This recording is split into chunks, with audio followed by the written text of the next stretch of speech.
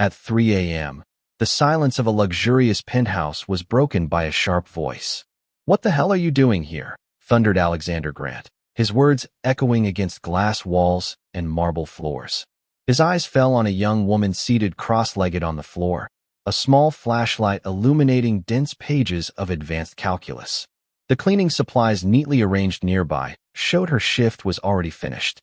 Yet here she was, immersed in study as if the $30 million residence were her personal library.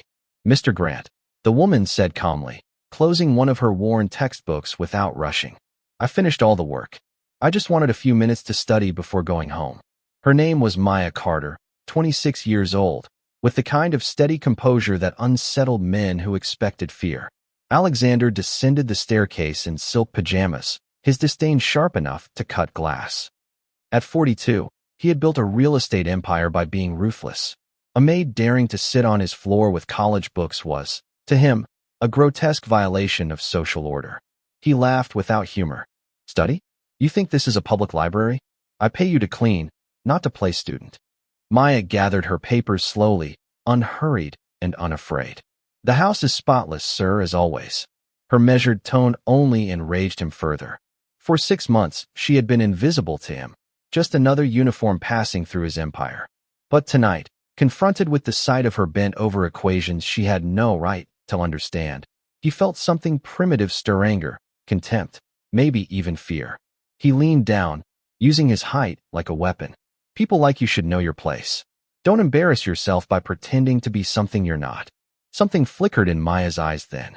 Not anger, something sharper, quieter, and far more dangerous. "People like me," she repeated, her voice soft but edged with steel. "That's an interesting perspective, Mr. Grant." What he didn't know was that Maya had spent 6 months cataloging everything in this penthouse with an intelligence he couldn't fathom.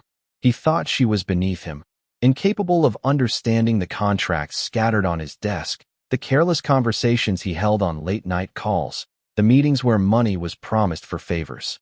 He thought wrong. "You're fired," he snapped coldly. "Pack your things and leave. Don't bother asking for a reference." Maya rose with quiet dignity, collected her belongings, and walked toward the door. Just before leaving, she turned, her expression unreadable but unsettling. "Mr. Grant," she said softly, "have you ever heard the saying about not underestimating the ones who are always watching?" And then she was gone, leaving him unsettled in his own fortress. By morning, Alexander had brushed it off as nothing more than insolence. But the calm in her eyes gnawed at him. She hadn't looked defeated. She had looked certain. He laughed about it over whiskey with his golf club friends, turning the story of the cleaning girl studying calculus into a joke at her expense. Meanwhile, Maya was at the public library, not weeping over her lost job, but organizing evidence. Every late-night document she had photographed, every whispered deal she had recorded, every scheme she had decoded using her economics degree from State University, summa cum laude. Years earlier, she had sent out resumes to prestigious firms, only to be told she didn't fit the culture. So she had created her own strategy: enter through the service door and build a case from the inside. Her job as a cleaner was never a coincidence, it was infiltration. Her family had sacrificed everything for her education. Her mother, Evelyn, worked double shifts at a hospital. Her younger sisters held part-time jobs to keep the lights on. They deserved better. And now she had the means to secure it, not through begging for opportunity, but through exposing the empire of a man who had mocked her existence. Fate aligned when Marcus Reed, a young investigative journalist working part-time as a waiter at the same golf club, overheard Alexander's arrogant story. Marcus recognized Maya's Namihi had grown up in the same struggling neighborhood. The next morning, he approached her at the library. "I've been investigating Grant for 2 years, he whispered, eyes widening as she opened her notebook filled with meticulously cataloged evidence. "But I never had access this close. With this, we can bring him down." Together they built a dossier so airtight it could sink not just Alexander, but half the city's business elite. Every transaction was traced, every participant named. The final blow came when a security camera captured Alexander offering bribes in his own penthouse. The irony was unbearable. The man who had mocked a cleaner for studying was caught on tape explaining how to manipulate public contracts. The exposé hit on a Monday morning like a bomb. Front pages screamed about bribes, fraud, and insider deals. Investors panicked, allies disowned him, federal auditors swarmed his accounts. By 9 a.m., Alexander's empire was collapsing on live television. And then the doorbell rang. "Mr. Grant," came a familiar voice over the intercom. "It's Maya Carter.